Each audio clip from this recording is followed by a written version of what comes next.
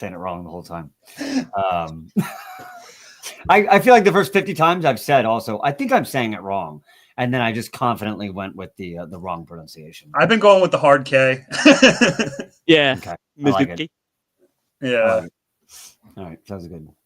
So Okay. to piggyback on what Rudy was saying, when we started collaborating and getting into things, it was really neat because we were kind of thinking on the same level as far as the theme, the lore, a lot of the front end was really kind of, it just dynamically happened and it was fun. And we're still working with one of our artists and everything, but yeah, dude, we're changing it up. I mean, this thing is really neat because it's like we're going for the authenticity of just the artwork and everything, and the design of the UI is very inviting. The UI is super sleek. I'm gonna wait to tease that for a little bit. Yeah. It was I literally sat down and started working on it, and I sent it to Ted, and I was like, "Bro, I hope you like this. Like, it's not really the color scheme I was initially thinking, but like this is the way it came out." And he's like, "Dude, this is sick." You gotta love it when it comes together. Indeed. So yeah, Always it's been on fun. mute. I started talking. You're gonna say off that button, bro. I swear. I started calling you Steve. He used to move you.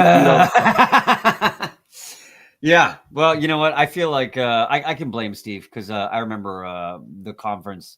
I believe one of the days we started, and Steve came on, and then he booted off. But he actually ended the stream. So Allie and I were just rapping for like 20 minutes straight, just having a great intro, and we're like, we're not live. Son of yeah. Ever since I did that with like once a week. I did that with Crypto Awesome. Yeah, it's a requirement, I feel like, in our system once a week to just have amateur hour on the start and be like, yep, I don't know what I'm doing. Hello, I'm just talking to myself.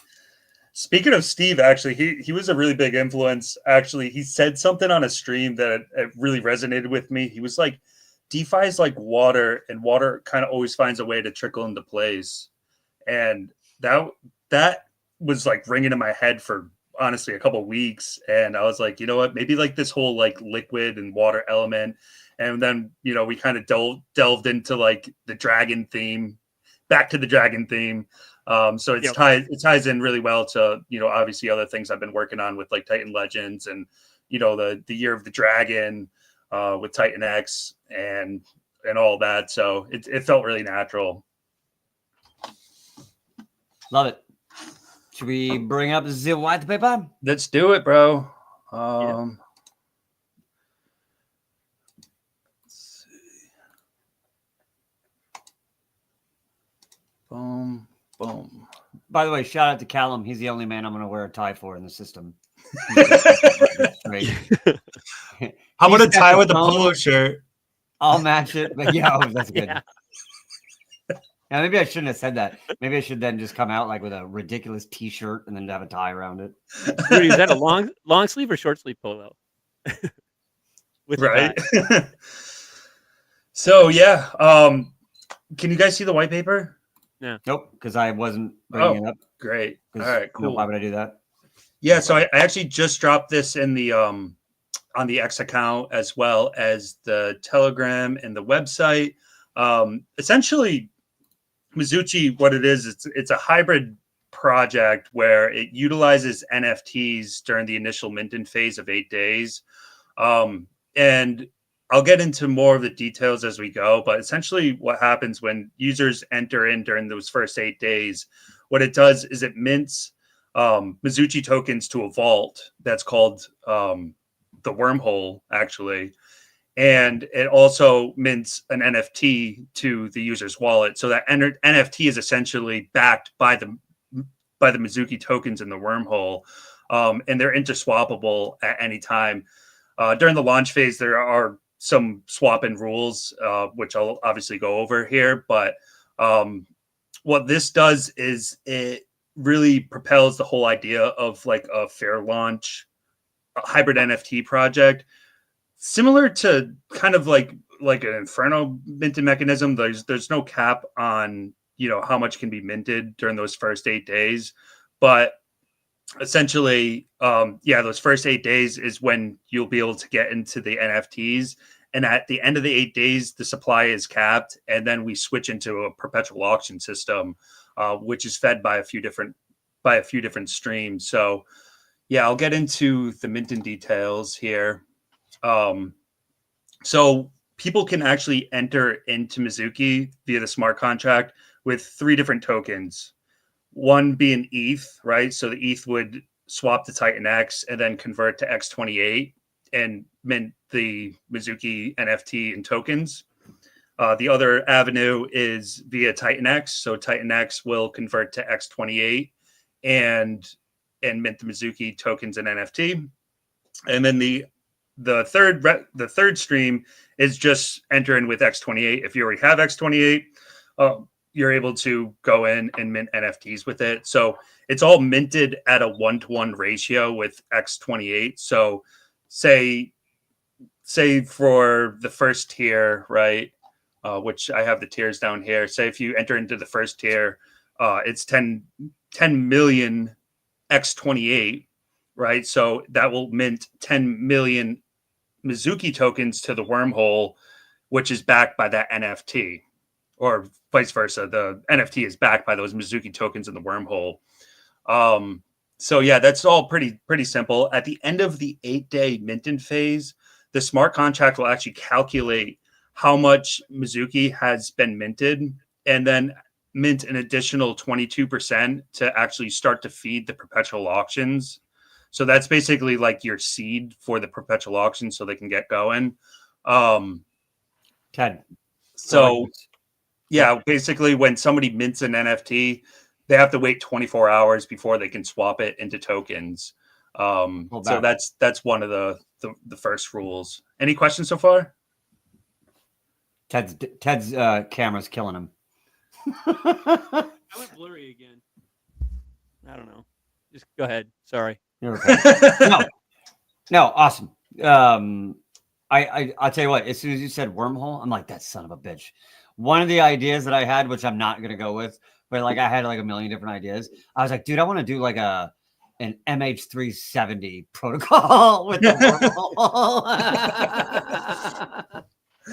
Yeah, like we played. I've always had wormhole in my head. So we've done a play on words with wormhole. It's not like wormhole. It's worm being like an alternative word for dragon. So WYRM hole. And that's essentially the wormhole is where you're swapping your NFTs for tokens and vice versa, similar to the battlefield with Titan Legends. Yeah. So any questions on the initial minting phase?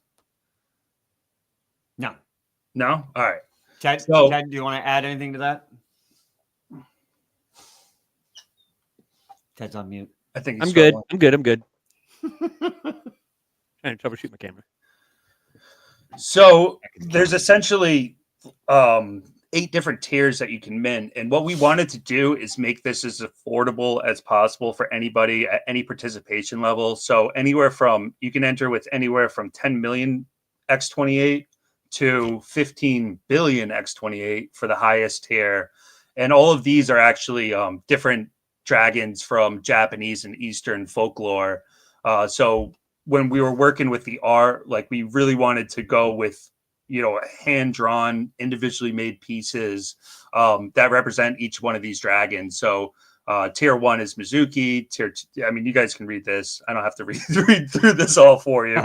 But at this price level right now where we're at, the least expensive NFT is $5.50, right? And legit. I can't do math right now, but whatever 15 billion is worth is probably $10,000 roughly. So people will be able to enter at any price level that they feel comfortable with, and they can mix and match. And if they wanted to collect a full set, then that's awesome. That's what it's all about. You should rename that the Shrey entry level. the Orochi.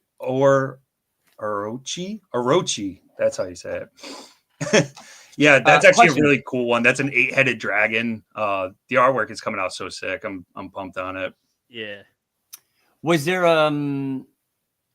Did you guys know you wanted to focus on kind of Japanese culture beforehand, or did that just sort of fit? Was it It kind you of just came wanted with to that offset whole maybe Chinese stuff? it kind of came with that whole like water idea, right? Like we were kind of coming up with concepts of like how we can incorporate like this idea of like liquidity and water, etc. And it fell into place. Like I was just doing a bunch of research, just trying to come up with project names, concepts, etc. And I was like, I came across these Japanese dragons, and I was like, Mizuki, that sounds sick. Like I'm into that. And I sent it to Ted, and he concurred, and we were like, all right, let's go with it. So So that's how it was born. the funny thing prior to that was when we kind of decided on the water thing.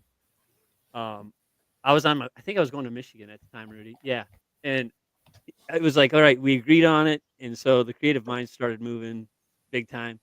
I'm texting like Splash X, Aqua X, all these different things, bouncing things back and forth. But we finally settled in, so it was fun though. It was pretty funny. It helped the trip. I just like the idea of you going to Rudy. Rudy's like, no, no, I'm not interested. No, okay. I Dude, we mean, gotta build here's it. something. Okay, this is something really good. We should probably actually do this. No, absolutely not. Well, maybe. Yeah, let's that's do it. kind of exactly how it went. Like I said, I sat down and wrote the white paper, and I was like, damn. I was like, I called him up, and I was like, bro, I was like, we got to do this. Like this is sick. Like nobody's done anything like this. Like the idea of hybrid NFTs are pretty new in themselves, and then with this mechanism that we have to have everything handled through the smart contract autonomously, it was like it was a no-brainer. And once we get into the perpetual auctions and how those are fed, et cetera, like I'd like to be I'd like to see this thing like when it clicks for people, like it'll really click. It's because it's unique, it's not only incorporating the hybrid NFTs, but also perpetual auctions. And my whole idea was like, if we can make these perpetual auctions literally last like forever, right? Like this thing could continually feed itself for a really long time. So, yeah, so that's really what the inspiration was there. But yeah, I'll move on to the next part. So essentially what Mizuki is going to have is two different main liquidity pools. The first one is the X28 pair, right? And then the second one is the Titan X pair, and it's going to have a similar setup to Shogun. Um, I'm sorry, the second one's going to be a Titan X pair, and it's going to have a similar setup to Shogun, where essentially, as people would swap into either X28 or Titan X, what it'll do is kind of relieve some of the sell pressure on the X28 side, as if people wanted to exit through Titan X. So we have two different liquidity pools that will kind of work with each other, and also a third liquidity pool with Titan Legends to kind of tie in, the other things that I've been working on, and it seems to have worked really well, especially tying into the dragon theme, etc. So what will happen is that the first 20 there's going to be 25 billion X28 that'll be paired with 25 billion Mizuki. That's going to create one pool, and then on the other side there's going to be 25 billion X28 that will purchase Titan X and pair it with 25 billion Mizuki to create that second main pool. And then the third pool is the Titan Legends pair, which is essentially just a liquidity bonding strategy. So out of all the X28 that comes in, 88% goes to the buy, burn, and fuel. So that's going to get used to buy and appropriate the Mizuki that it buys to different sources, whether it gets burnt or gets fueled back into the perpetual auctions. 4% is sent to the Legend X buy and burn, and then 8% to a Genesis wallet. And when we actually launch these pools, the buy, burn, and fuel smart contract will own the main X28 Mizuki pair, and the fees from that pool, essentially the Mizuki from those fees will go back in to feed the perpetual auctions, and the X28 from that pool will go back in to feed the buy, burn, and fuel. So we're kind of recycling all those tokens. We're feeding some back into auctions, and then we're feeding back some back into actually buy, burn, and fuel, and kind of keep that flywheel going. The other pair, the Mizuchi Titan X pair, essentially it's going to be owned by a liquidity injection smart contract, which will make more sense when I get to the next section here. But that liquidity injection smart contract, what all it does is it actually just continually adds liquidity to the Titan X Mizuki pair. And that's user triggered, which is really cool. It was just the most efficient way to set it up with gas fees versus just having it route through the buy and burn. It would have been really expensive to actually do a liquidity injection as well. So we have an individual smart contract that's user triggered that is handling that liquidity injection. And then the last pair, the Legend X pair, will be burned. So those fees will just compound forever. Any questions on that? Where did the idea come from to do the liquidity as a user called function? That's pretty cool. Yeah, it's kind of like a secondary buy and burn, right? And instead of having us just have the keys, like we wanted to give the keys to the user to be able to make those liquidity injections. Within this, and I'll cover everything. There's 2 admin keys in all the smart contracts. And that's essentially to balance out the daily auction utilization and the buy and burn daily utilization, so you can find an equal balance so that the auctions are always getting replenished. So we have some numbers that we're starting with, and we'll be monitoring that, and those keys will be burnable. So in the future, if we find that we've reached a really good equilibrium, we'll just renounce those 2 keys and basically let it run on its own. But we wanted to have a little bit of control so we can at least be able to, if we needed to make a slight adjustment, that we could actually make those adjustments. But we really want this to be as autonomous and as user ran as possible. I love that idea. Yeah, man. So going into the buy, burn, and fuel, this is kind of where all the magic happens. So with the X28 that enters the contract, 88% of it goes to this buy, burn, and fuel. And each time that it's triggered, 42% of the Mizuki tokens are burned, and then 50% gets sent to be used in perpetual auctions, which is called Mizuchi's Hoard. And then 8% is sent to that liquidity injection contract that I was just talking about. And that will be used to help strengthen the Mizuki Titan X pair. So this is kind of like how it works, right? So X28 gets swapped into Mizuki, and then 8% goes to strengthen liquidity between Mizuki Titan X, 42% is burned forever, and then 50% gets sent to Mizuki's Hoard.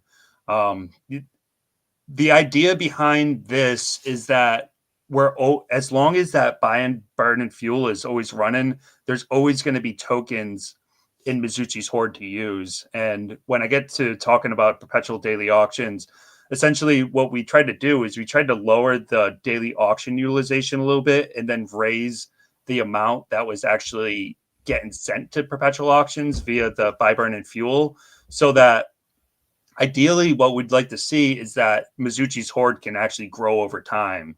And that's kind of the theory behind it. And obviously, we'll have to see and monitor how it starts to pan out. If the daily auction utilization needs to get lowered a little bit, and the buy and burn needs to get raised a little bit to keep that equilibrium, we can make that adjustment when the time comes. But from the onset, essentially, what's going to happen is that during the first 8 days, 8% of the total buy, burn, fuel balance will be used. And then from day 9 onwards, 16% per day will be used, split into 288 parts released every 5 minutes, which is really similar to Volt. And any unused portions will accumulate. So people that are in Titan X understand how this works, but essentially if the buy and burn doesn't get called, it'll accumulate to the next period. And, say that there's 5 or 6 periods lined up, then it'll use that whole balance and continue. Yeah, I like the rollover feature. Let's see. Yeah, definitely. Solid. By now, we should all be used to it. So yeah, like I said, the admin key on this contract is basically to control the amount of daily utilization so that we can find an equilibrium so that the auctions are always getting propelled and they're always getting fueled. I think that's really important in terms of the idea of a perpetual auction, that you always have auctionable tokens and that's not getting it's not getting wiped out, a month into this. Like, we'd like to see this last a really long time. So moving into the daily auctions, it works very similarly to, say, like Volt or these other auction protocols. But people are able to enter these daily auctions with ETH, Titan X, and X28. And it works similarly to the Mint, where the ETH gets swapped into Titan X, adding buy pressure to Titan X, and then converts the Titan X to X28 and gets used. Titan X gets if you want to enter with Titan X, it gets converted to X28 and then gets used, or people can just enter with straight X28 if they already have it. We really wanted to make it as easy as possible. So if people had ETH, they can enter. If people had Titan X, they can enter. If people have X28, they can enter, but essentially it all gets fueled back into X28. And obviously we know anything that gets converted to X28 burns 50% in the process, which if we're getting a lot of Titan X participation, that's a really great thing. If we're getting a lot of ETH participation, that's even better. Or if they just buy all the X28 off market to enter, that's fine. Whatever it is. No matter what, it's going to be great. Absolutely. So yeah, X28, it's almost like a cheat code for building now. Like, you automatically get 50% burn by having the X28 in there. That's amazing. It's a beautiful thing. And, the beauty of it too is, like, once we see X28 go omni-chain, I talked about this on another stream. Like, right now, like, Titan X has been stacked vertically, right? Like, there's liquidity pools on liquidity pools. And now what we're doing is we're starting to move horizontally and give other paths of egress for Titan X, essentially, right? So if somebody wants to get into X28, the X28 is created on Ethereum, and if they wanted to get into a project on Base or Pulse Chain or whatever, they'll be able to do that. So I think that right now we're just starting to build that momentum with X28, and it's gonna be really interesting to see, the next few months, particularly with all these projects being built on top of it. There's quite a few projects that I'm really excited for personally, including Mizuchi, obviously. So yeah, it's going to be fun. I'm excited. So yeah, I feel like I'm talking a lot, but I'm just going to keep running with this. Yeah, it's doing good. Essentially, so the daily auctions are all 24 hours each. All the tokens are distributed at the same time of the start of each day. And the daily auction utilization of that pool is 8% each day, which we thought was a good number working with the buy, burn, and fuel. We always want to be replenishing these auctions. So if we're putting a good chunk back into Mizuchi's hoard, the theory is that these auctions can run itself for a really, really long time. So there'll be pretty substantial auctions after day 8, starting on day 9. And again, the idea is that we're constantly replenishing that with the buy, burn, and fuel. So one thing that we wanted to do is, this is actually an idea from Mike Dean with Matrix, was for people that enter in the auction in the last hour, there's a 1 hour cooldown for them to claim their tokens, and it'll be very clear on the UI. But essentially what we wanted to try to do is limit bot activity. So limit basically bots coming in at the last minute, getting the ROI and insta selling on the chart. So, add in an hour leeway. Again, Mike had presented this with Matrix, and I was like, damn, that's really smart. So I had actually reached out to my dev, and I reached out to Mike, and I was like, yo, can we do this? So, and all the X28 that's used to participate in the daily auctions is used the same way as when it comes in during the initial mint. 88% to the buy, burn, and fuel, 4% sent to Legend X buy and burn, and then 8% to Genesis. So yeah, again, with this, the other admin key, again, the first one is the actual buy, burn, and fuel daily utilization, and then this one is the auction utilization. And the theory is that, again, I know I said this 3 times, but it's really important, is that by finding the equilibrium between these two things, like that, we're going to be able to make this actually perpetual. And at some point, those keys will be renounced, and this will just run on its own. But we want to at least give it some time to see like what participation looks like, etc., before we actually just say, okay, have fun with it. Yeah, got to tune the Yeah, I carburetor mean, a bit. yeah. Look, unless you have the utmost conviction that you are a fucking Einstein with this and it's absolutely perfect, I would get very nervous on letting something loose completely free of even just the slightest little guardrails, just in case. Yeah, So, it's a really great way to put it, Mo. Honestly, it's one of those things that like it's DeFi. Like, we don't know exactly. Like, we have a really good idea of how this could work out, but just picking numbers out of a hat and saying, okay, this is what I'm going to go with is very scary. So we're trying to kind of keep some guardrails on, like you said, during this initial phases. Look, we've seen how, as you refine things pop up that you weren't thinking about before. Yeah. And, when Titanx started, all anybody wanted was a completely decentralized buy and burn. And now you find out that you're gonna need to have a little bit of a control there in terms of the time intervals or the amount, because we've had the MEVBot attacks that have then happened. And so now, we're finding our way to properly structure everything around that. So admin keys at this point to me are like, hey, that's the way of going, oh shit, there's a problem here. I can tweak it and make it better. Yes. All right, good. As opposed to, oh, sorry, man, I already let that race car out of the box and it's fucking going. It's either going to hit the wall or it's going to, who knows? So that's a really good way to put it. I'd like to have some idea that this is going to go well. And if not, it's okay. We got some bumpers here just in case. It is exactly that. It's one of those things that, you want to have at least a little bit of control over. And to me, like, it's super bullish to be able to have, you have to have a little bit of like a human element. These things are made by humans, but there are machines, but you have to have a little bit of a human input to really make them work the way that you want them to work. So, yeah. And I got another analogy. You ready?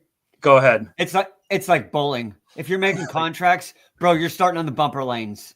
We don't need you to put $100 million, have $100 million go into your contract and have it go straight to the fucking gutter. Like, no, you have bumper lanes. This is the beginning. We're gonna have the bumper.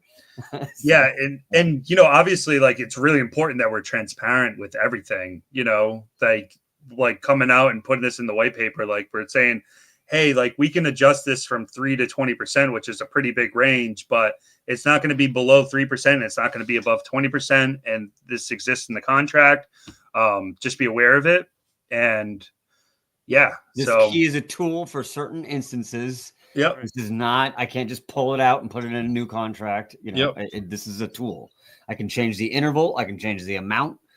But that's pretty much the extent of it, right?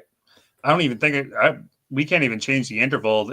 It'll still run for 288 5-minute intervals, but we can adjust essentially the capper swap, which is normal for any of these buy and burn contracts, as well as the daily utilization. So yeah, I think it's really important to have some control, especially during the initial phases.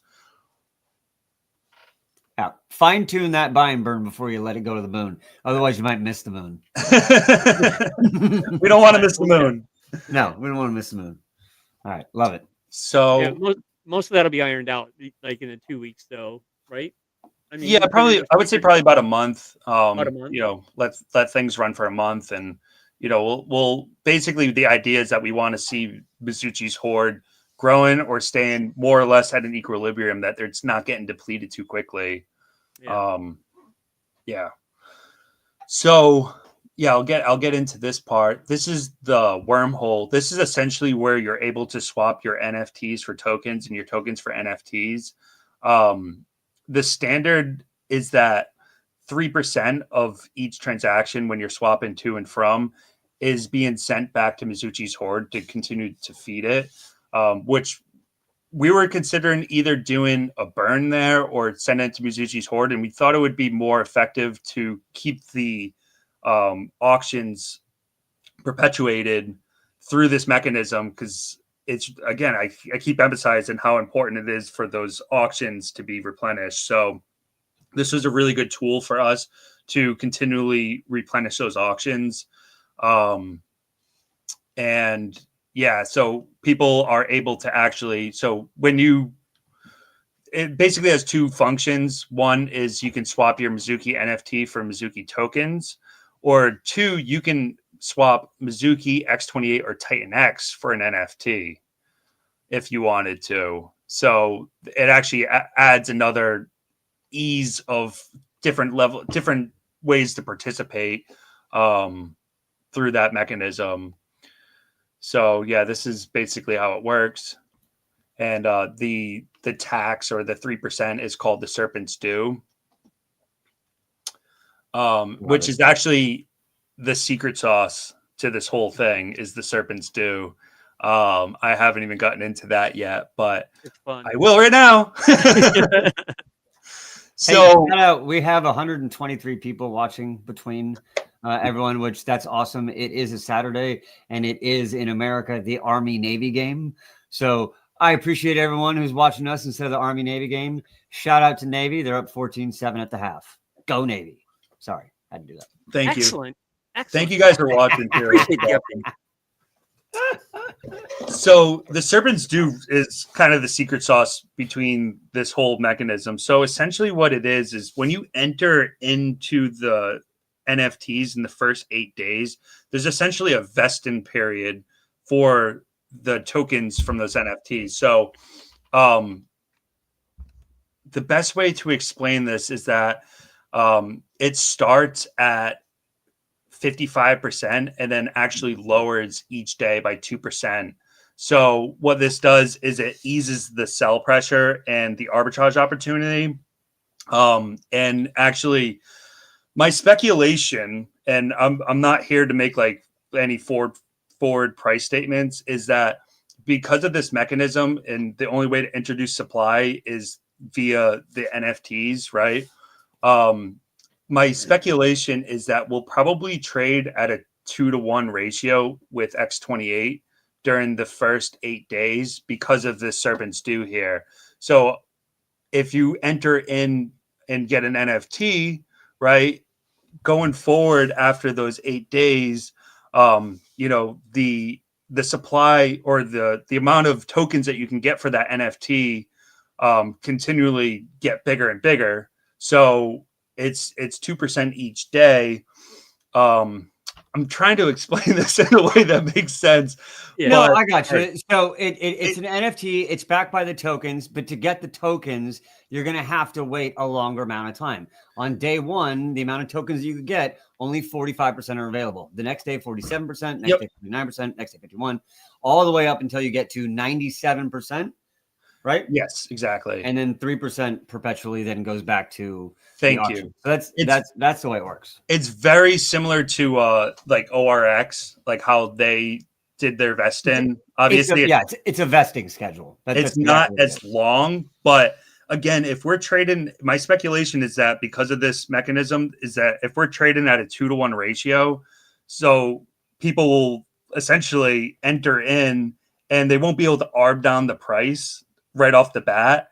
Instead, it'll kind of arb up the price to that. That's polite. You mean nuke? Yeah. Right? This is so that people can't go in and immediately nuke. It's an anti-cheat awesome. mechanism. Yeah. But what it does is when Yep. if people decide to forfeit those tokens actually go back in to feed Mizuchi's Horde as well. So it's another avenue to continually keep the perpetual auctions going, which is really cool. So this is really important for people to understand, is that if during these first 8 days, if we do indeed trade at a 2-to-1 ratio, like you're not actually like starting out at 50% underwater. You're actually starting out at 0, and then you're getting more supply over the 28-day vesting schedule. Yep. So it's Sounds this good. this is kind of the secret sauce that I've been waiting to present. But in this idea of a fair launch and like price discovery, like again, if we're trading theoretically at a 2-to-1 ratio because nobody can nuke the price below that necessarily, then those NFTs or the supply that you get with those NFTs just kind of growing over a month, you know. And if you're willing to wait the whole month, you'll get all of the tokens that are attached to that NFT. So I think that this is like a really cool like way to not only introduce like an anti-cheat mechanism, but also give people like an incentive to hold for a longer period of time to help grow their bags, right? And if they want to forfeit early, that's great too. Honestly, all that does is just continually feeds those perpetual auctions. So yeah. You're gonna create a situation where people are gonna be like, you need to sell your shit right now. Yeah, right. Yeah, dump it. Like whatever. The buy and burn is just gonna come and buy and burn it right back up and keep feeding those auctions. So like again, this is kind of like this whole system is something like when it clicks for people, like they'll be like, oh wow, like everything was kind of thought of in this to make a long-term sustaining protocol. And needless to say, with the token supply being locked in the NFTs, well, a ton of the tokens are just going to remain locked. Like there's going to be tokens that maybe never even hit the market, right? If for like people that are super diamond handed. And that's the like, you know, I get it. Like we have NFTs, like we could have done like a whole reward structure, everything else, but you have to pull from something to make something, right? And we thought it was going to be more effective to feed everything into that buy and burn and into the auctions versus take away from that power of the buy and burn and create some kind of reward system. And, you know, that's not to say in the future that we couldn't introduce some sort of stake in for the NFTs or rewards or something. But I thought it was really important that we're putting like it's just all of the economic energy is just focused on the protocol itself and the token itself to produce hopefully price appreciation, right? I mean, that's the whole idea that we're in this in the first place. Like we want to see things go up. So, you know, the tokens having a lock-in mechanism, the buy and burn working, the Mizuki's Horde being, you know, kind of a controlled release of supply and a manner of recycling supply. All of these things working together will hopefully produce something that's really long-term. So that was the whole idea behind this.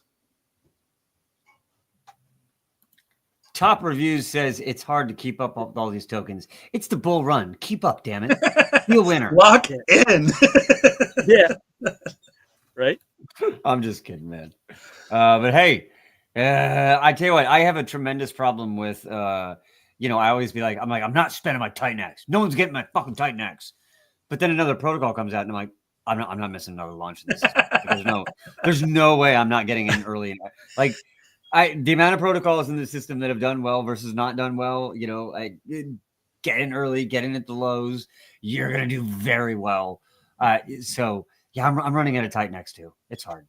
Yeah, it's fun though participating in these protocols with the fair launch mechanisms because, like I remember, I mean, I've degen pretty hard in my day and like sitting around waiting, getting time rugged on like a bullshit meme token or something just to try to snipe it and get wrecked or whatever. Like with all the projects on Titan X, like it allows you time to like strategize and think. And the auctions are really cool too, because then it offers another element. It's like, all right, well, if participation's low on, say, day 4 or 5 of the auction, well, clearly that's going to be your best time to get the most chunk of supply. So there's just so much game theory, but it's also easy to participate. Like, you don't have to feel like you missed the boat because you missed it on day 1. Like, you can get in on day 2, 3, 4, and that might even be better, right? And it gives you something to monitor and keep an eye on. Yeah, if anything in this system, when something's getting faded, opportunity. Like, bro. Good Lord. So many of them, so many. And, the quality of projects coming out. I mean, I'll say, like, I'm really excited for Taurus.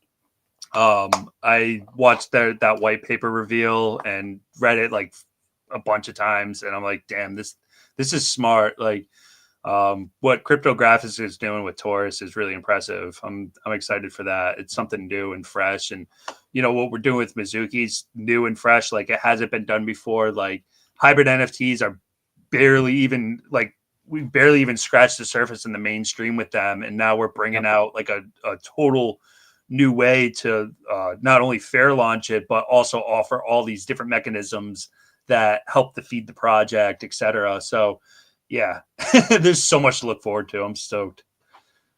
It's going to be exciting, to say the least. To say the least. I like guys. Go ahead, Ma. Go ahead. No, you. Okay. Yeah, I was going to say is through the auction process, especially with going for the NFTs,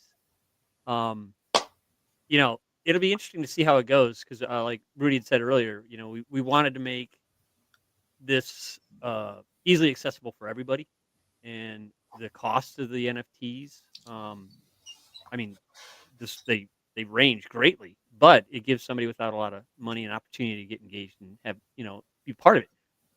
But here's the thing: when you go in and when you see this artwork, you're gonna be like, I'm only gonna spend X. You're gonna see some of this art and go, oh man, you know what? I think I could spend a little bit more. Kind of like we were just talking about when the launch happens, because when you see it, it's so captivating. It's like, oh, nice. And if we get, you know what?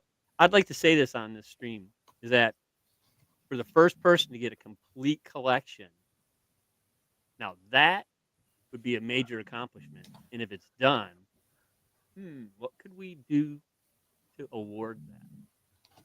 I might have something sitting around the mailbox or something around here. I don't know if you guys both timed that. We both were like, yeah. Oh, Jake just commented. Did he now? Yo, where you at? Yeah, but that'd be kind of cool to where you could kind of actually set up, create a challenge right now. The first person to hold every NFT, stand up. Let it be known. My dog's snoring again. That'd be cool. Oh. See, that's some diamond hand. So yeah, man. You got any questions, Mo, on this When? system? Oh, dude, when? Yep. You set it up.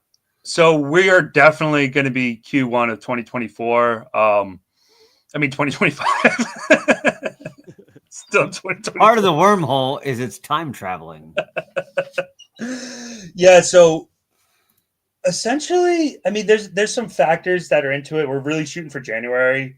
And I'll kind of leave it at that. Where we're at right now in terms of development is that we're in the testing phase, and we're going to actually be sending out to audits next week. And, kind of strategically, like, we're going to let the holidays blow by. Obviously, Shogun's still minting, and there's some other projects and stuff. So we also, because we're an NFT project, like, it's really tough to gauge this, but like, ideally we'd want to launch at a time when Gwei is relatively low. Yeah.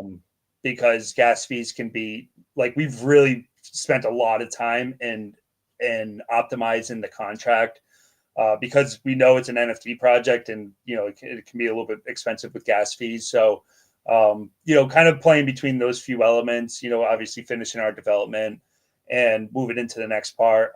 We're just gonna, like I said, probably January, more than likely January. Worst case scenario will be early February. No worst case, only best case. I think Jake said he's hopping on. Sweet. Nice. Nice. Yeah, I sent him this white paper a while ago, and he's like, "Yeah, this is sweet." And he had obviously given me some pointers in terms of how to utilize it with X28. And he was the one that gave me the idea for the 2 liquidity pools, which I thought was really smart. The way that it's set up with Shogun's really smart. So yeah, that was a big thing. And obviously, like, utilizing X28, like there are a couple other like little hoops to jump through, but it was a pretty easy transition. I do expect a lot of the projects to be using X28 versus Titan X, because why wouldn't you?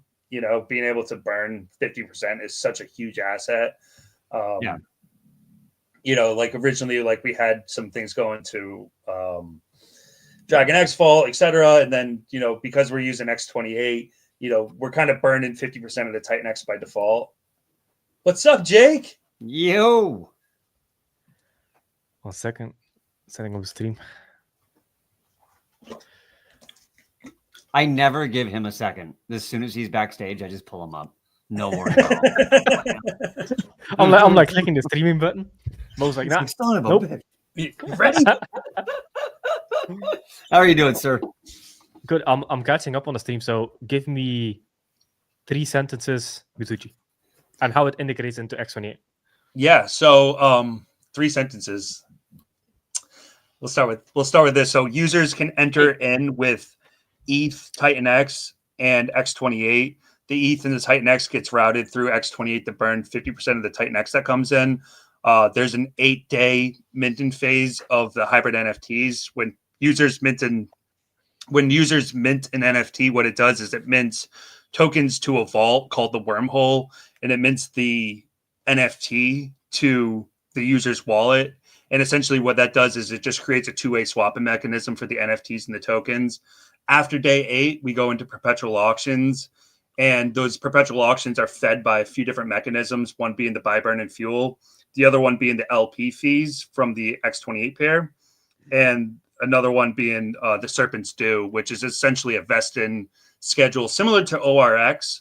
And when people forfeit their tokens, if they want to claim early that minted NFTs, those tokens also get fed back into Mizuchi's Hoard, which is the perpetual auctions. I know there's a few more than a few sentences, but So when users paragraph. Yes. So for context, in the stream, you said you're aiming for somewhere Q1 2025. yes. And okay, I'm a user. I want to enter early into Mizuchi.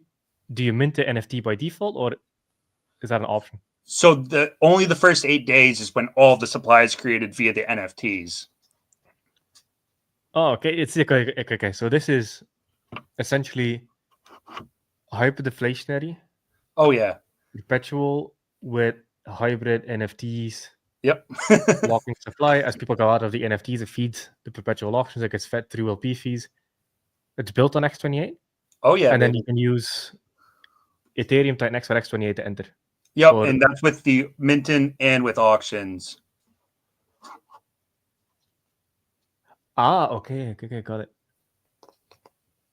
So in the first 8 days, you mint an NFT to get your supply. Yep. There's no auctions for the first 8 days. No, it's just a straight mint. Interesting. Okay. Picture if it was like, it's like almost like Inferno, Volt, and ORX Vestin had a baby. Yeah, that makes sense. You know what I'm saying? So like what's going to happen is this is actually, I have the page up right now. So essentially there's a vesting schedule for the NFTs. So it starts roughly around 50% and releases 2% each day. But because of this, the way that the supply is created, my speculation, I'm not here to make forward-facing price statements or whatever. My speculation is that we'll actually probably trade at a 2-to-1 ratio. So after that, when the auctions kick in and, this thing is just running, as supply becomes more available to people that minted those NFTs, 2% each day, it's almost like the NFT grows over time. Yeah, that makes sense. So, okay, you create an NFT, the longer you wait, the more you get. Yep. Vesting. Is that 1-to-1? It's 1-to-1. Okay. It mints 1-to-1, but it'll probably trade 2-to-1 because of the vesting schedule. Yeah, makes sense. right? Yeah, I get that part. Yep. It's kind of cool. So like after day 8, like as 2% becomes available each day to people, and some people might, if after day 8, I mean the sky's the limit. Whatever happens, happens. But if people decide to sell, those forfeited tokens again go to replenish the perpetual auction. So we're really trying to like make Mizuchi's Hoard as big as possible and feed it through these different avenues. Because the idea is like, if for something to be perpetual, is that it always needs to be fed, right? And like we have the 88% buy, burn, and fuel, and what we're trying to do is level out the percentage of the buy, burn, and fuel that's used each day with the auction utilization each day. So the auction utilization will pull from the pool 8% each day, but the buy, burn, and fuel is used in 16% each day. So in my mind, I'm saying, okay, we're putting in double the input to create the output. So ideally, we'll be able to keep an equilibrium within Mizuchi's Hoard. Those tokens that aren't getting auctioned off are essentially locked, right? And the tokens that are in the NFTs are essentially locked as well. So we're locking supply.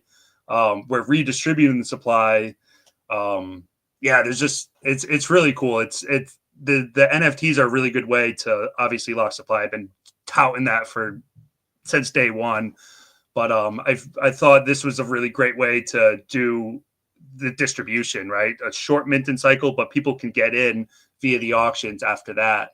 So it may seem like a short cycle to get in on the onset, but during the first month or 2 months, the distribution or the redistribution will happen through the auctions. Yep. So with the perpetual auctions after day 8, so it's 8-day minting essentially. Yep. So perpetual after 8 days. Yep. How much of the perpetual auction is used every day? Percentage? 8%. Okay. Well, Got it. for the obvious reasons, but again, if we're using 16% of the buy and burn, and 50% of that is getting sent to Mizuchi's Hoard, and we're only using 8% of the auction each day, that, and again, in my mind, and what I've kind of worked through to kind of come to this conclusion, is that ideally we'd like to see Mizuchi's Hoard kind of stay at an equilibrium over time, right? Like, and if it got bigger, great, right? How long is the vesting period? Is it 28 days? 28 days, yeah. There's a ton of numerology in this. So Mizuchi's Hoard, like the perpetual auctions, are initially seeded basically at the end of the 8-day minting cycle. The contract will calculate how much Mizuchi has been minted and then mint an additional 22%, the master builder number, to Mizuchi's Hoard to seed the initial auctions, and then it will be fed with the LP fees, the Serpent's Due, etc., in the buy and burn. So people come in with Ethereum Titan X. The Ethereum buys Titan X, buys X28 or mints X28. Converts to X28, yeah. Oh man, nice. Yeah. I wish I did yeah. that with Shogun. That's the only thing I would have changed. I know, dude. I was like, I don't want to press another 3 buttons. Yeah, I did, exactly. though. I pressed a lot of buttons again in the Shogun. Oh yeah, same. Yeah, that's the only thing I would have changed about Shogun, because it is a great way to get the X28. Right now, I was just buying it. Yeah, but I never talked to anybody about that. You guys were all just like, yeah, we're just using the contract to mint it. I'm like, that's fucking genius. Why didn't I think about that? yeah, it's Yeah. pretty simple. I just wanted to make it like, when we're talking about bringing people from outside the ecosystem into the ecosystem, like if they have Ethereum, well, then just either mint the NFT, or if it's past the minting phase, just enter into the auctions with ETH or Titan X. Yeah. Hit it. Boom. Mm-hmm. And it's a pretty simple mechanism. Like we've like Element 280 was the first one to do that, and then I've incorporated with a couple other contracts that I'm working on, and I did that with JKX. Just the swap and mint essentially. So yeah, it's kind of a couple little hops, but it makes it really easy for the user. Yep. Yeah, this could be interesting. X28 is a Yeah, cheat he's code thinking. for I fucking can see it. builders. Yeah, dude, you got to read this like 3 times. And Yeah. like I've been telling people, it's like once it sets in, like the idea of this trading at a 2-to-1 ratio from the onset is really exciting to me because the price can't really get pushed below that 2-to-1 because there's not enough. It's essentially because like otherwise people will be either A, forfeiting the supply, or there's not any ARB opportunity When- there, right? So how much is the initial LP? The initial LP, so 68. basically I have a 25 billion pair with X28, a 25 billion pair with Titan X, and a 5 billion pair with Legend X. So it's pretty thick. Interesting. Okay. 25. Also paired with a Legend X. Yeah, because I was like 62.5. Yeah. Legend X, and then That's it. okay. So 3 pairs. So you have X28, Titan X, Legend X. Yep. Okay. Okay, so this and the buyer runs from day 0 or day 1. Day 2 it starts. Or day 1. Yeah. If we're talking in 0s and 1s, it's gonna be It'll be the second day of minting. Interesting. Okay. Yeah, it's something to think about. Like I was up at 3 a.m. one day, like just kind of tweaking this white paper, and I was really trying to figure out. I was like, how can perpetual auctions actually be perpetual, right? And you have to have some things feeding these. And I think, in my opinion, what it is, it's a matter of finding the balance between the auction utilization and the buy and burn utilization on a daily basis. And if you're able to feed it ideally more than what's going out, then this thing can actually potentially grow over time. So that was in my mind. Again, I was like, this could be interesting. Like if it's able to grow over time, like Mizuchi's Horde, the auctions could theoretically sustain themselves for forever, right? You always have new money entering into the contract, getting used to buy and burn the token, recycling through. Yeah, it makes sense. Have you thought about adding 8% for liquidity? Yes, I do have that actually. So within the buy and burn, so every time the buy and burn is triggered, 42% of the Mizuchi tokens are burned, 50% are sent to perpetual auctions, and then 8% is used to add to the Mizuki Titan X liquidity pool. So we have the buy and burn kind of bolstering the X28 pair, and then we have this liquidity injection happening on the Titan X side. So they're different mechanisms to bolster the liquidity pool. So buy and burn on the X28 side, and then the liquidity injection on the Titan X side. Did I say that right? Yeah, I know what it's doing. It's cool, right? So there's actually a liquidity injection contract that we built. So instead of it being done because we want to try to optimize gas fees. So instead of it being done just through the one trigger and the liquidity getting added to that pool, what it does is it actually gets sent to the smart contract, and it'll build up, and it's user triggered, kind of like the buy and burn, where somebody can and there's a reward and stuff.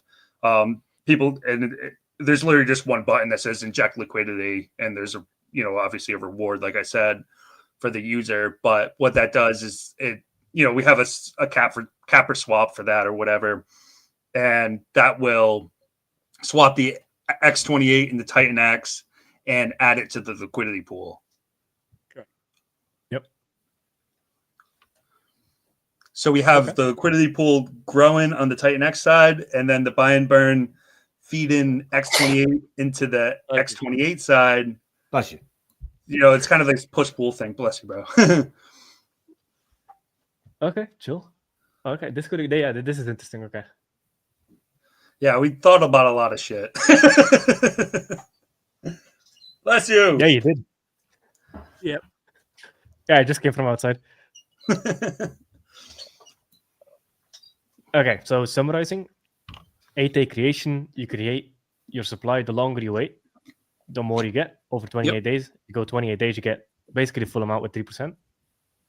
Then the buy and build runs from day 2. Perpetual auctions get fed through NFTs being claimed early or at the end. The liquidity fees also feed perpetual auctions.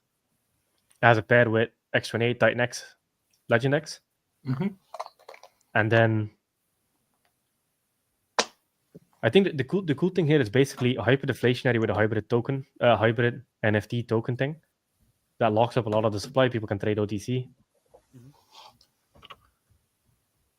Yeah, it's a different take on the perpetual. Yeah, the hybrid NFTs. Yeah.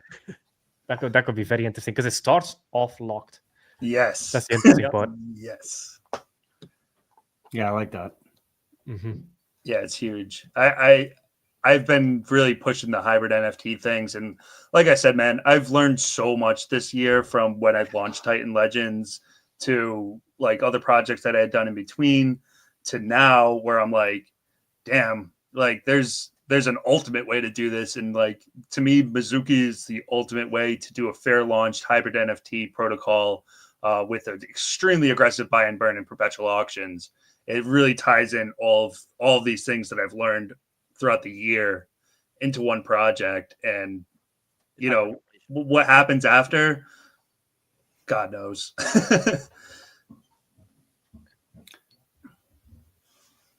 I like what you're doing with this, and like with Mike Dean and his I forget what he calls it, like the incentive pool. But like you guys are coming with these mechanics that are incentivizing and sort of maybe gently nudging people into the traditional way you're supposed to do crypto: buy, hold, like don't cheat out 2 seconds later. Like I love this system that kind of gently nudges people into this idea of, I mean, yeah, you can get it out right now, but just hold, just wait a little bit. That's it. That's it. And Yeah. it's not like a ridiculous, like, it's not asking people to hold for 6 months or whatever, Right. or a year. It's saying, okay, like let's get we'll start off with the training wheels on, and then sometime we'll take off the training wheels and let it run. Yeah. I like it a lot. I like the tier structure on the NFTs too, because, and Jake, I don't know how familiar you are with that, but just the level of affordability is just incredible. Like somebody can come in for $7 and get an NFT. You got them in the door. You're not starting at 100 million Titan X or X28. We wanted to really grasp a big audience. Say that again. Can you put in any amount, or is it just set for the NFTs? It's set. Yep. But they have a super low tier. Yeah. 10 million, is that the low tier? Can you batch?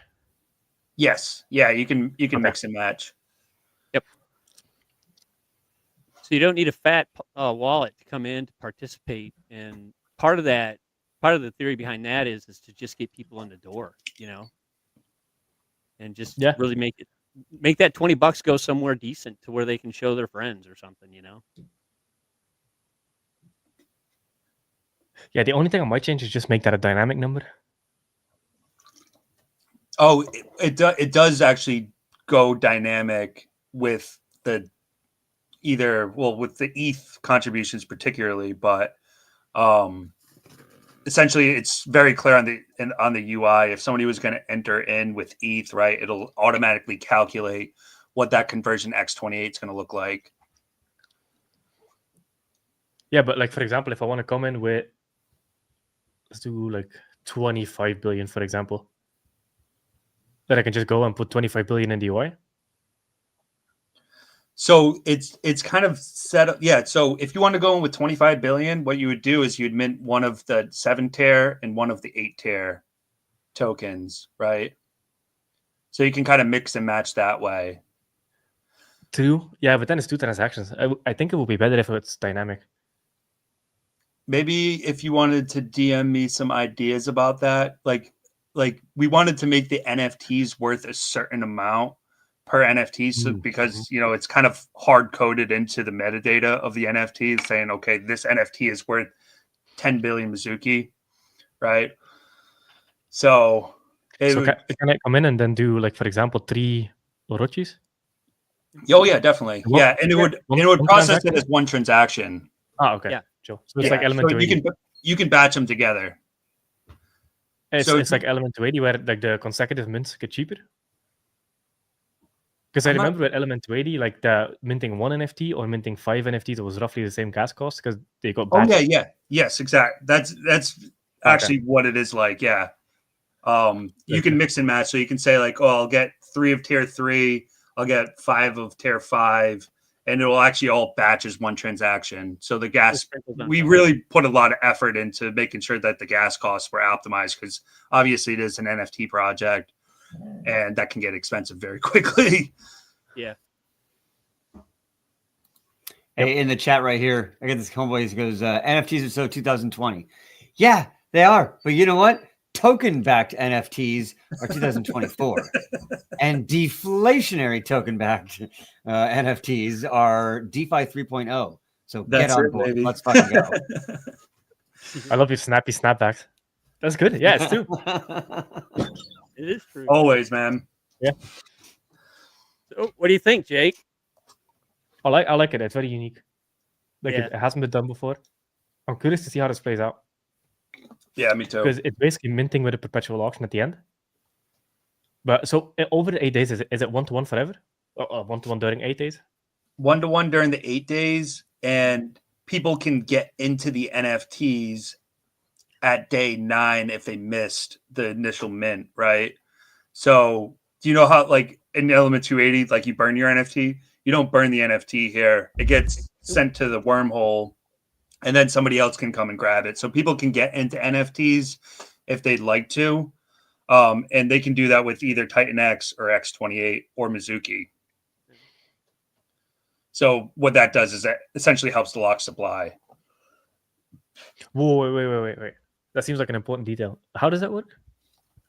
So, essentially, if somebody minted an NFT during the first 8 days, right, they can swap to Mizuki tokens subject to the Serpent's Due, which is essentially that vesting schedule. Yep. Or B, after day 8, they can swap Mizuki, X28, or Titan X for an NFT. So what the X28 and Titan X would actually buy Mizuki and swap it to the NFT. Ooh, wait. Is that inflationary or No, existing deflationary, price? because the NFT already exists, right? But So people when- are going to when be. you take- It's very when you take deflationary, in tokens fact, out the- because what people are doing is they're opting to lock their tokens in the wormhole, that Mizuki tokens in the wormhole, and receive an NFT that's backed by those tokens. Okay, so I'm a user. Let's say I have Orochi, so 15 billion. I claim those. I wait 28 days. I claim at the end of those 28 days, I get my 24.7, whatever the number is. Let's say 25 billion to keep it simple. I get my 25 billion tokens, and then the NFT goes to the wormhole. Yep. And then somebody else can go and get that NFT. So they'll have to pay essentially Mizuki tokens to the wormhole to get the NFT out. So what it does is it locks the Mizuki tokens in the wormhole that they're using. They'll have to buy the Mizuki tokens off of market or auctions or whatever. Okay, yeah. I see what's happening. So it's they need like to a two-way lock-in mechanism. Yeah. So the NFTs don't get burnt. They get essentially, if somebody wanted to enter into the NFTs, they could auction, if they could auction for tokens, Mizuki tokens, or they could buy Mizuki tokens off the market and then go repurchase an NFT. Okay, yeah, that makes sense. So that's just going back into an NFT to then do OTC or whatever. Yeah, exactly. Yep. Okay, that makes sense. Yeah, that's not inflationary at all. I got it. That's actually not at all. It's very deflationary. Yeah, because I misunderstood. I thought you said people can. Oh, like recreate them? Yeah. Yeah, no, but you also said that people can buy the NFTs with Titan X, X28, or Ethereum. Yep.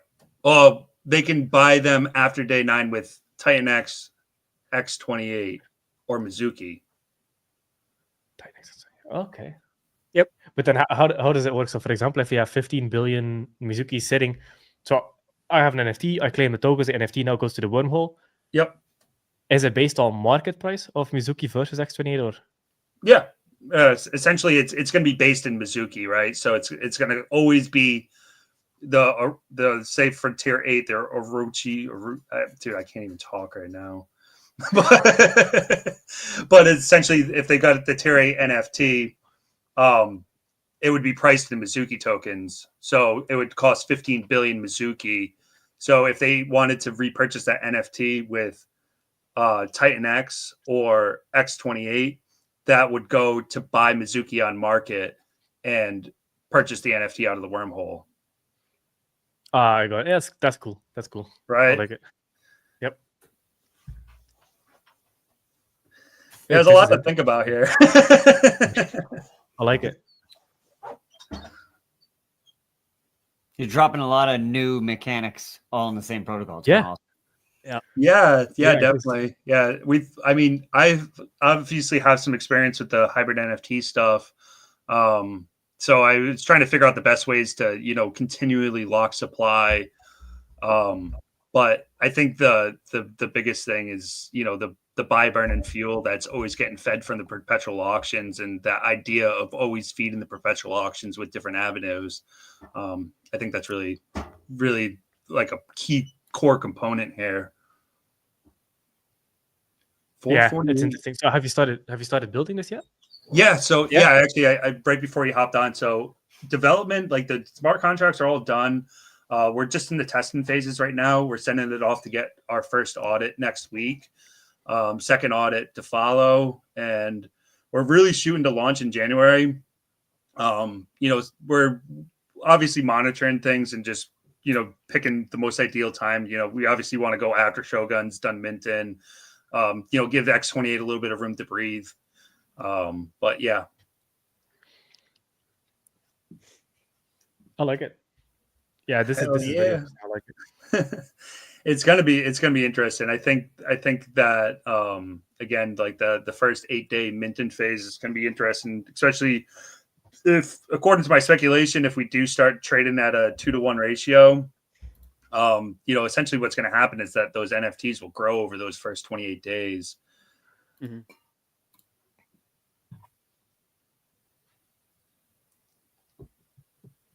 I can tell you're thinking, man. You're yeah, like, man, it's really spinning them. I think one thing you could add is like a 2.8% buy sell transfer tax that goes back to the NFT holders, because you already have multiple pairs. You can set up a liquidity wallet that creates pairs and then locks them, just burns the LP tokens, and then people have a reason to go back into the NFT lock because they want to get the passive rewards. Yeah, I think that's a good idea. I really wanted to do a V3 pool, but I know that yeah. I know that because I have the V3 fees feeding back into Mizuchi's Horde. Yeah. Yeah, that's why it complicates with the tax structure. I don't disagree with you. I think that's a great idea. It's something I'd really have to think about it. I've been wanted to do a V3 pool, but maybe that's something we could talk about off to the side a little bit. Yeah, because that could be interesting, because then people have a reason to go back into the NFT. Yeah. Still just inflationary, because people have a reason to hold. So then you also create a scenario where people mint during the 8 days and just hold it. That supply never comes on market. Mm-hmm. Yeah, exactly. Yep. Exactly, yeah. Yep. Yeah, because if it was like that, I would just mint the NFT and just let it sit. Yeah, right. Like element 280. And it's always growing, right? Yeah, and then make the rewards just liquid. Definitely something to think about. I mean, it's perfectly fine the way it is. But that would be like an extra angle. That is, yeah. I kind of talked about this before you hopped on the stream too. It's like we could have instituted a reward structure with the NFTs, but I really wanted the economic, because rewards have to come from somewhere, right? But I really wanted to have all the power going into that buy, burn, and fuel, so that the auctions are always getting filled.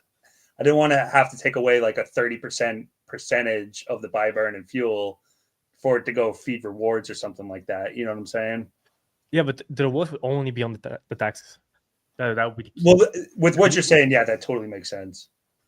Yeah, and then you would do something like Shogun where like half gets bought and half goes to rewards or like something like that. Yeah. I'm going to think about that a little bit. I think that's a great suggestion. Yeah, because you're already doing the multiple pairs thing. So there's Yeah. going to be a lot of ARB volume between the X28 Mizuki pair and the Titan X Mizuki pair.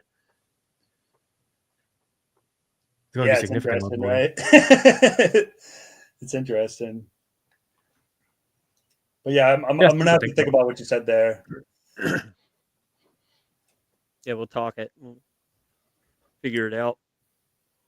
Interesting. But yeah, so this is the adventure, man. Now, I like it. I don't. We did look at Rudy. You had said it earlier, but we had talked to Mike Dean too about some of the methods that he incorporated in Matrix for the bot attacks and stuff. I know Warp's doing something similar too, just to try and help get it to where when it comes time to claim the auction, it's not written in stone, exact same time every day type of thing. Depending on when you enter the auction, there is a vesting period, or I should say a hold period, before you can actually get your stuff. So yeah, hopefully things go smoothly. Yeah, and essentially what we did is that we put a 1 hour cooldown on the auction. So if somebody entered into the auction in the last hour, they would have to wait an hour to claim their tokens. So there can't be like that initial or that immediate enter the auction, arb down the price kind of effect. That's something that Mike Dean was doing with Matrix that I thought was really smart. Mm-hmm. Okay. Yeah, the tax thing is a big decision, but it could be interesting. Yeah, it's a huge decision. Personally, like no shade, like I'm not a big fan of tax tokens. I love Shogun, but I'm just not a big fan of tax tokens. I really love Shogun. I think that is super smart, but that was something that I kind of stayed away from with this project. But I would definitely consider it. It's definitely not. You take that back. You're an American. Don't support taxes. I'm just kidding. I used to feel the same way, but I think it was kind of wild watching what Element 369 did, or 280 did, and now watching what Shogun's doing. Yeah, absolutely. You can make the R bots it has its purpose. like it. Yeah, it's fucking wild. So my opinion on tax tokens did a 180. Only if it's multiple pairs. If it's just like one pair and then you just tax people in and out, it only works if there's ARB machines in the background doing it. Yeah. Yeah, because then you have these meme tokens that do taxes. Yeah, then you have these meme tokens that do tax, and it's just like one pool. You're just being a dick. Yeah, that's useless. Yeah, you're just being a dick at that point. Yeah. Love it. All right. Guys, if you have any questions in the chat, get them out. We're at about an hour and a half here. So we're going to wrap up here in a bit. Jake, do you why don't you talk a little bit about Shogun at X28 and DeFi 3.0? Because it's you can't ever repeat it enough. Yeah, Shogun is fucking crushing it. So currently across all pairs, today is 700k in volume. So this is low volume day, 700k. This is low volume. Usually it's around 800k, a million-ish, and this is because of the drop in Titan X. Once the ecosystem kicks up, volume is up only. So Shogun is only going to get more and more crazy. The orbs are going to only get more and more crazy. So Shogun has 11 days left. 11 days left for the Fed supply distribution, so it's 100 million a day. We're now currently at day 17. 11 days left, and at that point, it's hyperdeflationary. Technically, it's already hyperdeflationary. Liquid supply is going down even while it's being minted, which is unheard of. Yeah, that is insane. Yeah, like yesterday, the liquid was 61%. Today, it's 58%, and that is with 100 million getting added on top because one day passed. That's crazy. That's crazy. Yes, that is crazy. So Shogun is great. The liquidity pairs are growing. So I think we're at roughly around 2.5 million-ish across liquidity now, depending on Titan X price, because everything's priced in Titan X. That is only going to get bigger. I wouldn't be surprised to see that close to 5 million. So the ARB volume, I've seen a very, very direct correlation between the depth of the liquidity and the ARB volume. it's almost like 1-to-1. The more liquidity you have, the more ARB volume there is, because they can go through a bigger amounts, and they need bigger amounts to fix the pair. So, for example, if you have a 10K liquidity and a 10K liquidity, it only needs like $500 in out to fix the price. But if you have 100K liquidity, 100K liquidity, now it needs to fix the price at like 5,000 to close that gap. So there's a very, very big impact on ARB volume and liquidity size. So Shogun is absolutely crushing it. It's already deflationary even with the fair distributions, the fair auction distributions. After day 28, we switch over to the war chest, which is non-inflationary. It's non-inflationary. It's supply that either comes from the war tax or comes from the buy and burn. So that gets fed through those two mechanisms. So it's supply that is bought off market and then given out to auction. It's 8% of that per day. X28 is crushing it. Like, I think until 12 trillion Titan X has gone through X28. This is purely for Shogun. Like, the ARB piston hasn't even like triggered yet. So this is purely for Shogun. So once more things are built on X28, it's going to get crazy.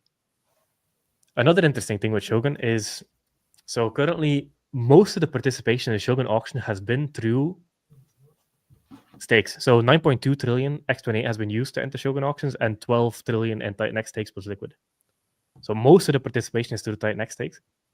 After day 28, that option disappears forever. So people have 11 days left to convert their stakes, and then that option disappears off the table forever. And forever, it's locked. At that point, the only way people can get Shogun is through X28. So then you might see a lot of pressure on X28. Because right now, people can just kind of circumvent X28 by doing the Titan X stake plus liquid. That's a good point. Oh, yeah. So, yeah, Titan X deflation is definitely not slowing down after Shogun hits day 28. Might just get crazy. I love it.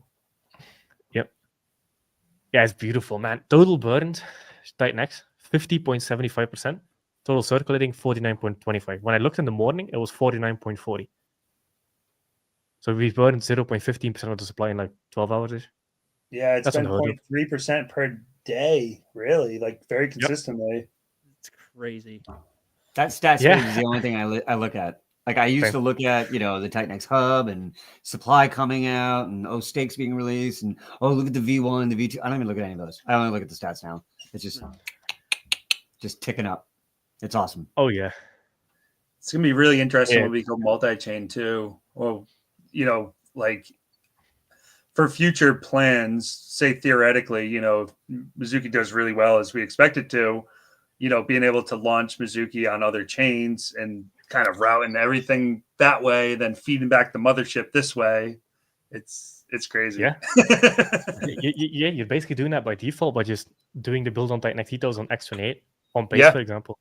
Absolutely. Private X28, use X28 as input, native X28 as input, native buys X28. The exact same setup, essentially. Yeah,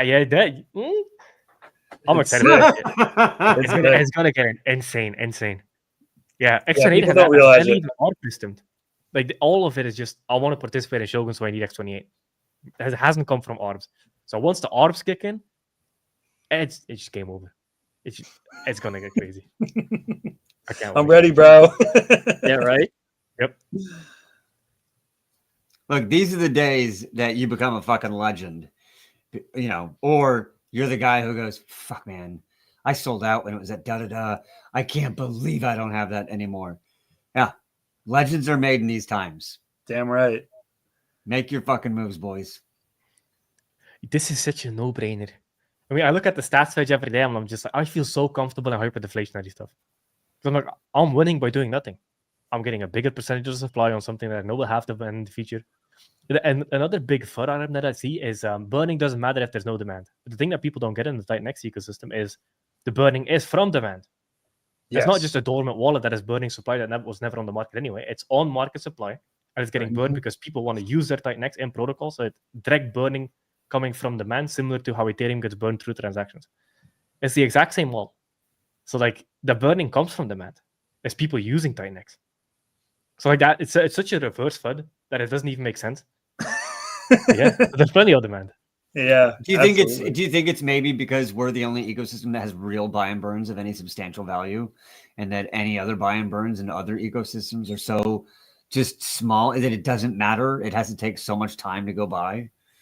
I mean, I see some systems that are like, oh, hey, we burned this amount this year, and you're like, we did that 2 days, like in 2 days we did that. Like I don't. What? That's your yearly total? Okay, great. I am happy for you. But yeah, so maybe it's just they don't get buy and burns. I feel like Titan X has taken the buy and burn and like perfected it into this just jewel. Absolutely. Absolutely. And it's funny, like you said, Mo, you see those posts and stuff. It's like, hey, we're going to burn, I don't know, 100 million tokens. Big fucking deal. You But see yeah, and people then burning. you hear this with meme coins all the time. And essentially, Yeah, the burn what is the- literally just it's a wallet that minted the tokens out of thin air. It's not on market. It's not on liquidity pools. They don't get it from the liquidity pool. They don't buy it. It's just you create a token with 10 million supply. You send 1 million to a dev wallet, and then they burn the 1 million that was never on market anyway. That was in the dev wallet. That's not deflation. That's just taking a dormant supply and burning it. That has nothing to do with demand. So like people are used to like these kind of like tricks of the trade cards. But like, oh yeah, we're burning this amount of supply, and I'm like, oh, where the fuck did you get it? You just minted it out of thin air. It's not off market at all. It's not deflationary. Right. Like true deflation is you take it from on market to off market by burning it. That is true deflation, because that's taking circulating and reducing it forever. It's like a whale buying. It's like a whale buying and just being like, yeah, fuck this wallet, and just throws it in the ocean. That's essentially what actual deflation is. I like talking about it in terms of like stocks, because in stocks you have companies will do share buybacks. But the difference in that is that when companies do share buybacks, if they're ever, running out of money, they just sell them right back on fucking market. Like this is like a share buyback program where Google buys its shares off and then just shreds them. That's it. You can't get it ever again. That share is gone. But in Wall Street, they sell those shares back on to the market 9 times out of 10. That's just a future, liquidity wallet you have to play with. And so, I look at buy and burns. I'm like, bro, you guys don't even understand. It's literally like share buybacks, but on steroids. They buy them back and then they're insane. They just shred them and throw them out the window at the top floor. Like it's amazing. It is. So yeah, the way I'm looking at it now, it's like a slingshot. So you have like a big boulder, you pull it back in the slingshot, but the only difference here is the big boulder becomes smaller and smaller and smaller and smaller, and the slingshot gets tighter and tighter and tighter. So like once a little spark happens, we're off to the races. Because another interesting thing that you have in the ecosystem is you have liquid and BOT protocols. So BOT protocols is Titan that is locked in smart contracts and liquidity pools, etc., that are essentially not in user wallets. And then you have liquid that's in user wallets. Once there's a spark within the Titan ecosystem, a lot of people are going to start speculating on the altcoins within the ecosystem.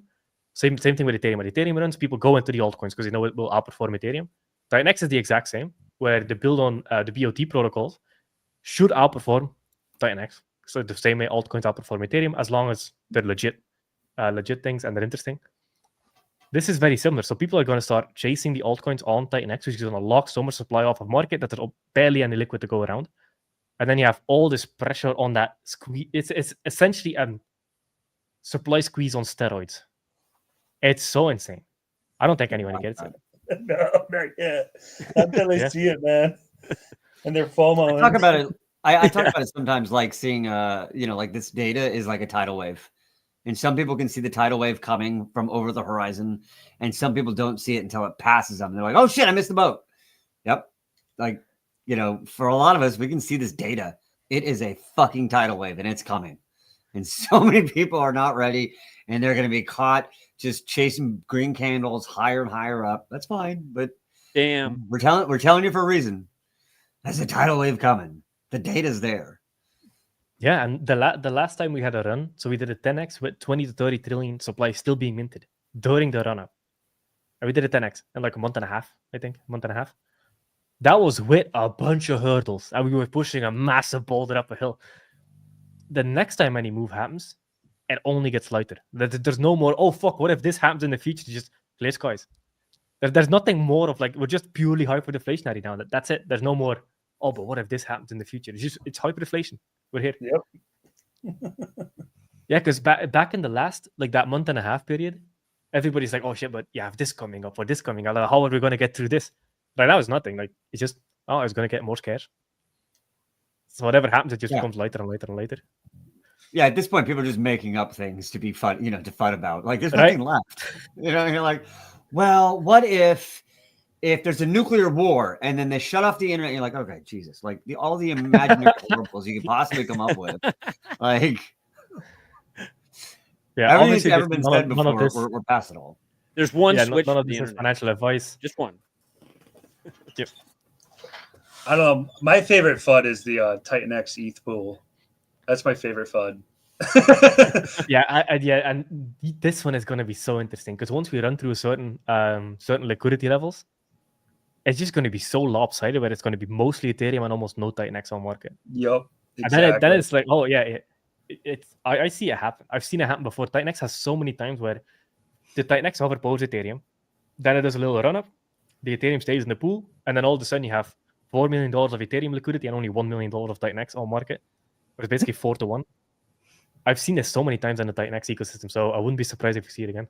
Yeah, we got really close for a little while. We were like at 1% supply of Titan X in the pool versus Ethereum, which was like it was almost double the amount. And I was like, holy shit, this is getting real. And that's undoubtedly going to happen at some point. You know, there's only going to be so much supply, and so much is getting locked up in the build on Titan X. So much is getting converted over to X28 and burned. Yeah, it's crazy. People don't realize that the supply dynamic it's just a matter of time before there's barely any Titan X in that pool, and then the price will just follow. We'll just say that. Yeah, I mean, yeah, it's leading and lagging indicators. Price is always lagging. Yeah. So by just focusing on the stats, you kind of see the tidal wave. I'm very interested to see what happens when more things build on X28 because right now it's only Shogun. So Mizuchi is built. Is it Mizuki or Mizuchi? Mizuki. Okay, so Mizuki is built on X28. Stacks is going to be integrating X28. Shogun is built on X28. Flare is built on X28. Taurus. Yeah, that one's going to be big. Oh, Taurus that's going to be big. I feel it. Yeah, because it has all the elements to be big. It's a trustworthy figure, has a big following. It's very interesting game theory. We work closely on the game theory. I think Taurus is really good when it comes to game theory. It's interesting. It's great branding, great marketing. I look at the tweets. I'm like, this is good marketing. Yes, I agree. Yeah, he's So smart. it kind of has all the elements. Following. Yeah. Yep. That's also built he's on not just like some streamer that's cranking out something. It's awesome. Like, yeah, exactly. You can tell he's smart. Like same thing with like Mike Dean. It's like he's not just like an OG. Like there's a lot of thought in this. Like it's fucking awesome. I'm super excited for Taurus. I'm super excited for Matrix too. I'm excited for all this shit. I think the next round of FUD is going to be, well, you guys didn't tell us. I'm ready for it. Been screaming it for a year. You know, nobody fucking screaming from the rooftops. Yeah, you didn't tell us. Coming. You guys held it for yourselves. Yeah, now we have the website to send people to. That's going to help a lot. Because it was hard to understand Titan X because if you just go to the stats page, like you have to take time to figure it out yourself. Now at least we have a website, titanx.win, where people can just like get a general overview. It's so good to send for onboarding because it explains it in bullet points. It's very short to the point, and then people can go deeper to find out more. As soon as I saw it, I just pushed it. I just sent it everywhere. Get it out there. Yep. That's a solid upgrade, and Dragon X did a solid upgrade to theirs too. It looks really flashy and nice. Yeah, he was the inspiration for like, okay, it's time for a lander. We need a lander. Yeah. I call it a lander because like the pays people land. It's like from the advertising world. The OG marketing. Yeah. Yeah. Right. Yeah. Yeah, that was smart. I think that was my biggest hurdle with onboarding people was trying to explain where we came from and how we got to where we are now. And now we're just at the point, okay, it's hyperdeflation. This is what it is. Like we are focused on hyperdeflation through various means of, and if you want to go deeper, all the resources are there, you know, Titan X Hub, you know, just look at the stats page, you know, you can just monitor it day by day and see that we're burning 0.3% of the supply. That's amazing. Yeah. Like that all compounds so much over time, and people aren't like quite grasping that quite yet. 100%. Say, Rudy, Rudy, did you want to maybe pick something to just tease the crowd with something from what we've been working on, like something visually? You don't think I've teased them enough? Well, you know what? There's always sprinkles and the cherry on top makes it that much better. I'll make a post on Twitter. Okay. All right. Oh, what's the Mizuchi account? Post it in the comments so people can see it. Sounds good. Let's see. Cool. Well, appreciate you stopping by, Jake. Yeah, this is awesome, man. Thank you so much. Thank you, Mo, for taking the time too. I appreciate you. Always, gentlemen. 600 on stream right now. It's this one, right? x.com/Mizuchi win. Yep.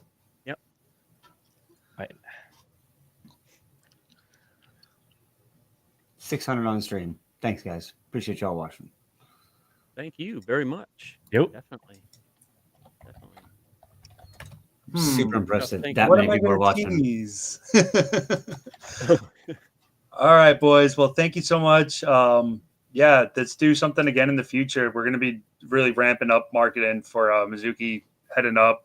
If you guys are just tuning in right now, essentially what Mizuchi is a hybrid project that's coming soon to X28. Starts off with an 8-day minting cycle followed by perpetual auctions. There's a lot of cool elements in there, including NFT supply locks and an 88% buy, burn, and fuel. And with perpetual auctions, obviously. So, yeah, go check out the white paper. It's right in our Telegram. It's right on our X account. I will actually be pinning this very shortly, and we'll have some teasers coming soon. We're looking to launch right after the new year. Let the holidays blow by, and yeah, that's pretty much. Anything else you want to add, Ted? No, just other than the fact that Rudy, I appreciate you, Jake, Mo, and everybody that came to participate in this. It's been a wonderful journey, and ironically, the three of you put me on this path. I'm gonna go through this real quick. Jake, I picked you up because I heard your voice in the stream at the very beginning. I said it before. I'm gonna say it again. I thought you talked funny. I was like, I like this guy because of your accent. Everybody says that. It. Yeah, I was like, all right, I gotta listen to this guy. Especially when you say He's got a good accent. Everyone's bagging on you. Ouroboros. That's when you say that. That's great. But that was just something special. But Rudy, just the history behind with what you did with Titan Legends and everything. That was super cool, and I like the way you revitalized it. And Legend X came on board, and it just exploded. It was great. And Mo, you've guided me through getting to where I am today with just getting the Mizuchi Lounge, Titan X Lounge set up, and getting to know the founders and the builders and the community members. I really want to start getting some of our front line up in the lounge. That would be some of our moderators from Telegram. I'm sure they have a lot of information they could share, and some tips for security. I mean, just a variety of things. It's fascinating what they will tell you. Some of the stories are just crazy, but I personally want to thank everybody who tuned in, and I really, really appreciate the three of you more than you could possibly imagine. So thank you. Right back at you, my man. Appreciate it. Jake, last word, sir. Hyperinflation, DeFi 3.0, fair launch ecosystem, TitanX.win. Check it out. Burn more, earn more. Burn more, earn more. Have a great weekend, guys. Take it easy, guys. Peace. Thanks again.